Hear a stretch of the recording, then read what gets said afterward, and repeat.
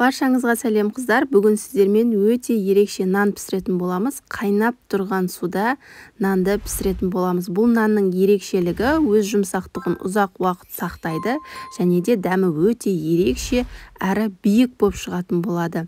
Дәл осы рецептпен жасап көріңіздер қыздар. Дәмі кішкене ерекшелеу тандыр нанға ұқсайтын болады. Міндетті түрде жасап көріңіздер. Ең әуелі ыдысымызға жылы суымызды құямыз 2 стакан. Содан соң 1 шай қасық тұз. Содан соң 2 ас қасық қант саламыз.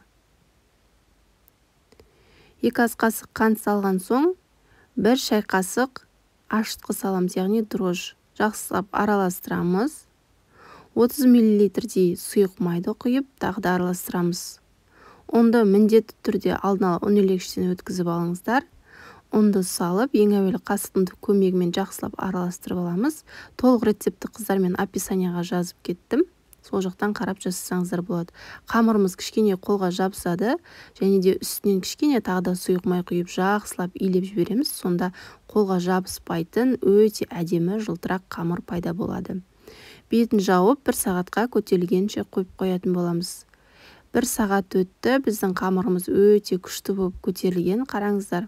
Біздің қамырымыз кішкене жұмсақтау болады, өйткені қамырымыз қаншалықты жұмсақ болса, нанымыз да соншалықты жұмсақ болып шығады. Кішкене ұнның көмегімен себіп, дәл осы қамырды теңдей 4 бөлікке бөліп, осылай дөңгелектеп шығып, қойып қоятын боламыз. Бетін жауып 10 минутқа көтерілгенше қойып қоямыз. 10 минуттың ішінде бізде қамырымыз 2 есе биік болып күшті көтеріліп тұрады. Осы сәтте қазандарыңызға су құйып, қайнатып дайындап аласыздар. Міне қайнап тұрған суға дәл сол қамырымызды алып, 2 секунд сайын осылай кезек-кезек аударып тұрасыздар. Суға салған себебіміз біздің қамырымыз күшті болып, биік болып көтерілетін болады, және де бұл нандарыңыз ұзақ уақытқа дейін өз жұмсақ қалпын сақтап тұратын болады. Бұл нанның ерекшелігі сода.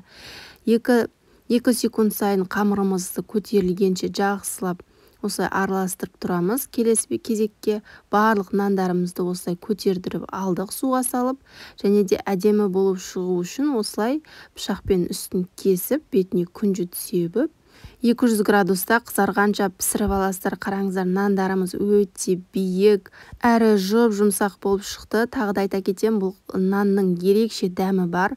Сол себепті дәл осы әдіспен жауып көріңіздер. Суға салған соң нанымыз одан сайын биік болып көтеріледі. Әсіресе наны биік болып көтерілмейтін келіншектерге арналған рецепт өте дәмді әрі күшті болып шығады. Сіздерге видео ұнаса, төменге лайк басып, комментарий қалдырып кетуді ұмытпаңыздар. Назарларыңызға үлкен рахмет.